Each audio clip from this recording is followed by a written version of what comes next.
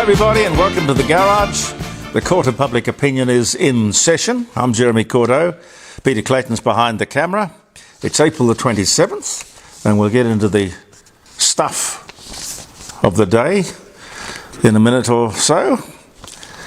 But the birthdays and anniversaries and things of interest. Swedish band ABBA announces that they have recorded new songs for the first time since 1982.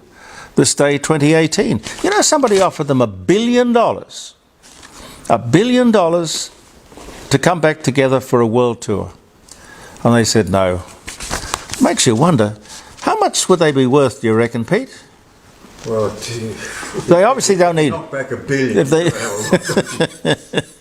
yeah, if they've knocked back $1 billion, they're fairly well off. The Australian Labor Party, under Prime Minister Chris Watson, now there's a new name, Chris Watson, becomes on this day in 1904 the first Labor government in the world. And I wonder how many people remember Chris Watson. The trial of John Hinckley begins for the attempted assassination of Ronald Reagan, President Ronald Reagan, 1982. On this day, the American actress Natalie Wood, she was 23, divorces, they must have got married very young.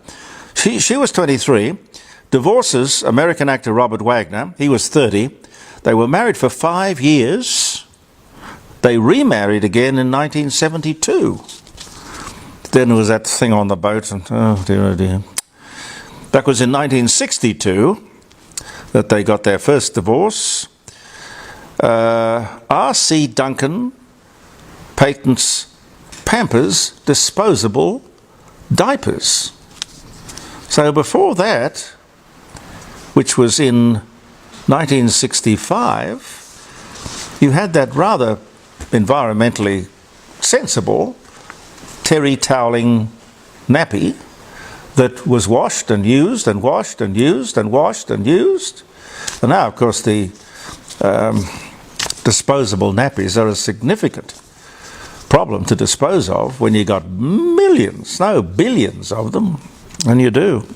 Samuel Morse, American inventor, telegraph, Morse code, and also a painter, born in Charleston, Massachusetts, 1791.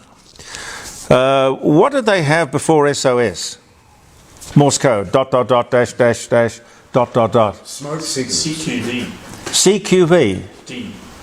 CQD. I think it was. CQD. Yeah. Well, then he came along with SOS and replaced it. They're always looking for change, ladies and gentlemen. The super jumbo jet aircraft Airbus A380 makes its first flight from Toulouse in France. What year, Tony? First flight, 2005? Yes. He knows everything about aeroplanes. Very good. First commercial flight, 2007 with Singapore Airlines. First commercial flight, 2007. Singapore Airlines. Singapore Airlines. Apparently it's a lovely aeroplane. What else happened? Beatle Ringo Starr, 40, marries American actress Barbara Bach. She was 33.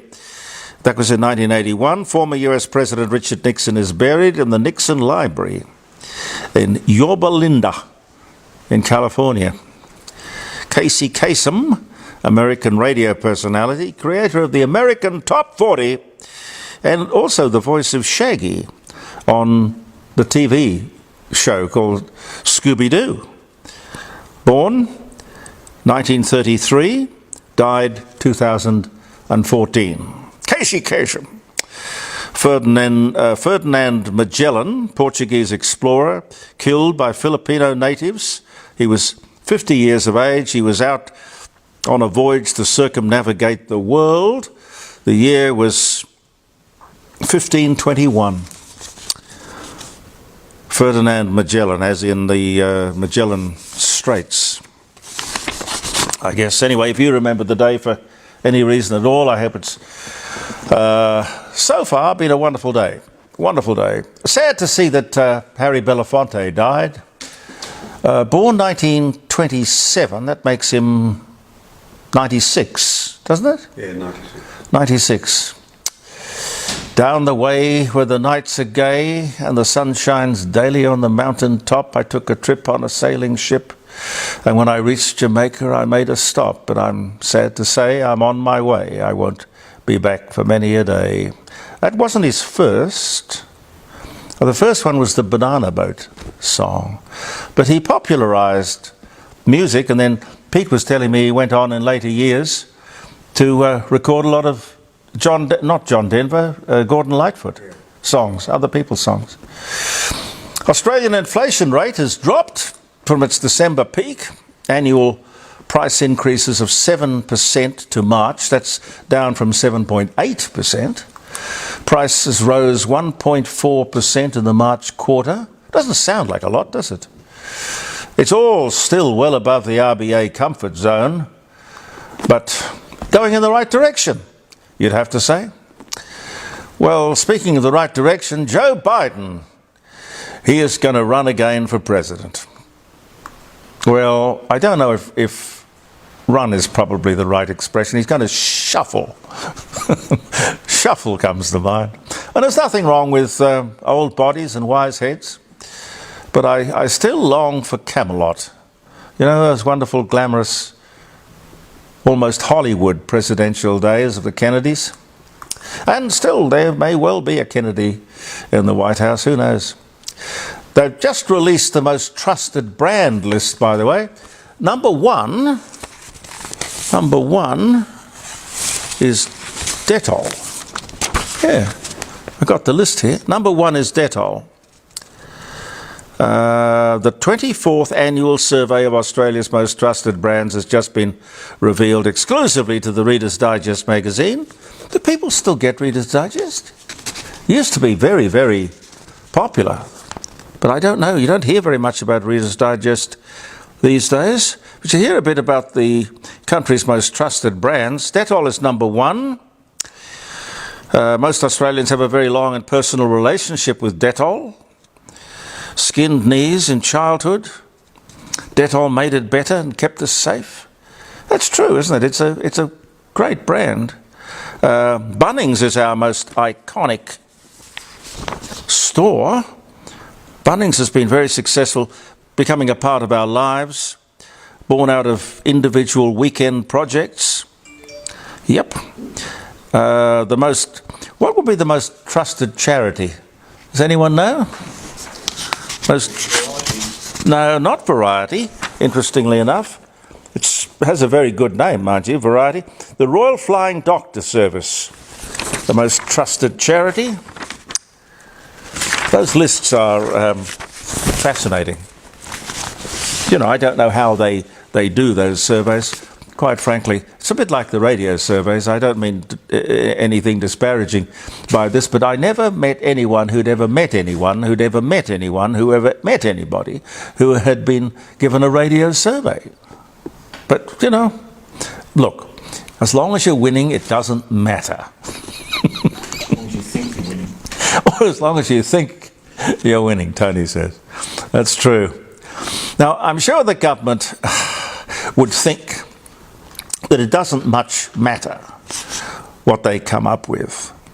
It's never going to get a universal thumbs up. Consequently, you got to consider that it's a hard job to be the government. But they decided the other day that doctors can prescribe not just 30 days of medication for patients, but they can provide a prescription for 60 days.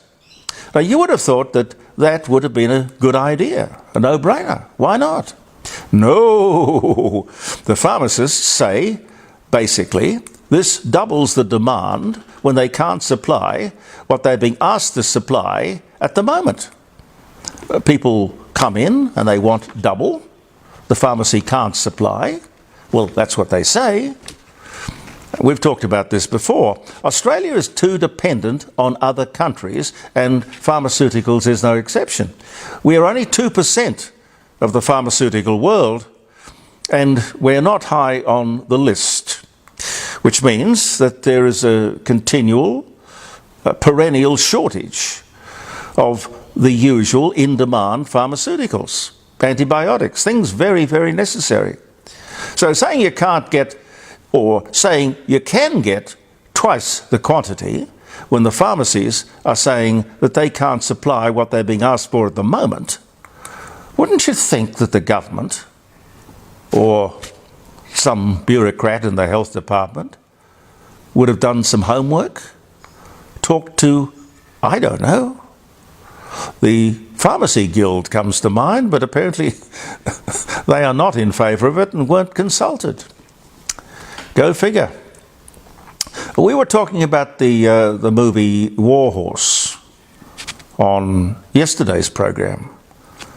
I think it was yesterday's program. Funny how the days sort of telescope into each other.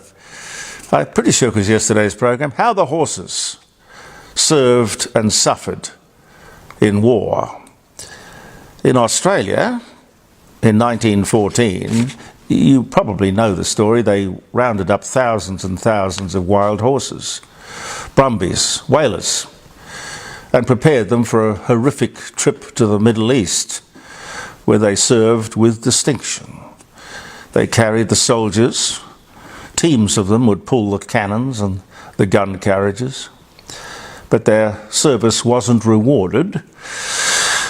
A strange decision was made that none of them would return home, except one. Sir William Bridges was a senior officer with the AIF posted to the Middle East. He was badly wounded. He didn't make it back. He died of his wounds before the end of the war, 1918. But his horse did, Sandy. Amazingly, of the thousands and thousands of horses taken over there, Sandy was the only one to be returned. Lived out his life in a remount station just outside Melbourne, where he died in 1923. Now, I believe that there is a statue of Sandy being unveiled this year to mark the 100th anniversary of his death, Sandy's death, and that's good. Let's hope there won't be any demonstrations hanging around it. But it's so sad that he was the only horse to return. All those horses, by the way, thousands of them, whalers, as I said, whalers called whalers because they came from the highlands of New South Wales. Wonderful horses, very, very sturdy, tough horses. These are the ones that the lefties want to have culled every couple of years. You know, sharpshooters in helicopters. Now, this comes up over and over again. Wild horses are trampling the gooseberries, or whatever. They are iconic. There's a fabulous singer in America, well, actually Canada. You might have heard of her, Pete. Have you heard of Lacey J. Dalton? Yes, yes. Love her music. She dedicated her life, and she gives most of the money that she makes from her recordings to the wild horses of Canada. No one fights for our brumbies or our whalers, or indeed the native horses of the United States and Canada. Sad. Just on the subject of war, I didn't know, but it seems that there are still over 60,000 war widows in Australia. Out of respect and appreciation for what generations of women contributed to this country in wartime, in October, for the first time, we are going to have a War Widows Day. And that's a good move. A War Widows Day. We've got days for all sorts of things. This is a good one. My mother was a war widow, brought up 2 children on a war widow's pension, which was next to nothing. And she was far from alone. It's a generation of women after World War I and World War II. Now, here's a startling figure. 1,425,000,000 people. 1,425,000,000 people. India is about to become the most populous country in the world, any day now. I don't know how they work out exactly what day it is, or what hour. You know, we in Australia still don't have a population policy. something like 600,000 newcomers will be welcomed this coming year to Australia. Does anyone have any idea where they're going to live or who's going to employ them? Don't know, don't get it. A leak out of the Prime Minister's office. I'm quite sure these leaks are purposeful, contrived. Anyway, the leak Friday, this coming Friday, they will announce that the federal government will give hundreds of millions of dollars to help build a new stadium in Hobart. You know, they're crying poor, scratching around in the bottom of the cockie's cage, worrying about the budget. Hundreds and hundreds of millions of dollars. Now, I've said it before, I'll say it again. The AFL is a very big, successful billion-dollar business, which pays no tax. Now, the stadium is a good idea, no argument. But the AFL does not need taxpayers' dollars to do it. Just last week, the AFL repaid $90 million in bank loans and still made a $20 million profit. That's a very profitable business. Now, this goes for most sporting codes, of course, breaking in millions, television rights and so forth, and paying no tax whatsoever. In this environment, this is not sustainable. We should have an outcry about all of this stuff, you know. Apart from that, it's not equitable. Everyone, every individual and corporation should pay tax. In other words, what I'm saying, spread the burden. Spread the burden. Now, Fred is one of our regular correspondents. Fred says the story about the Sudanese, Sudan. And Fred says, I think you said, perhaps we'll let them stew in their... Yeah, I said something like that. Perhaps we should let them stew in their own juice. Because, I mean, can you imagine, seriously, one army, two factions in the one army, all killing each other, and the people suffering? Gee, I don't understand it. Well, Fred says you can't do that. You can't let them stew in their own juice because the Chinese would be in there like Flynn. Well, Fred, I'm tempted to say good luck to them because, you know, trying to keep peace, we've tried it. We had a peacekeeping force there in Somalia, which is another basket case. And Judy asks, if we are realigning our defence force, yeah, I think that's what they talked about, realigning our defence forces, clearly in anticipation of Chinese aggression. I don't think they even disguise they don't even try to pretend that's not behind all of their decisions. But Judy asks, why are they allowed to own the ports of Darwin and Newcastle? And, she adds, how many millions of Chinese are resident in Australia? New long-range missiles or not? They know that we're not a nuclear power, so we may as well throw stones at them if push comes to shove. Judy, what can I say? I think you should be doing this show. I think you've nailed it. Thank you. Thank you. Have I got time for one more? On the site of the old Adelaide Hospital, they plan to build an Aboriginal cultural interpretive centre or something along those lines. They have put aside, earmarked, budgeted, nearly $400 million. This is the state government. It blew out that budget, $50 million in the last 6 months. This is going to be quite a cultural centre. Now, this is one where some of the critics said the design is all wrong.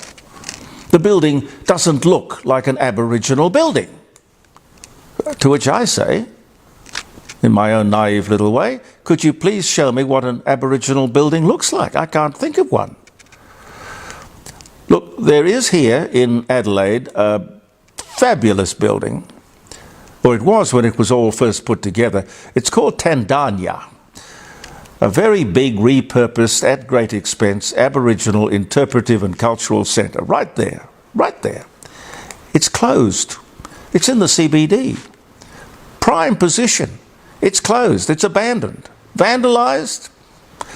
The state government is rethinking this new project. My sincere advice is don't think, just scrap it. What possible commercial business plan for this tokenistic project could there possibly be, for God's sake? You know, I'll talk to you tomorrow about this book that Stan Grant has put out. It's a shocker. Thank you very much for being with us in the Court of Public Opinion. We'll talk tomorrow. Pete and I will be back. Believe in yourself, and goodbye for now.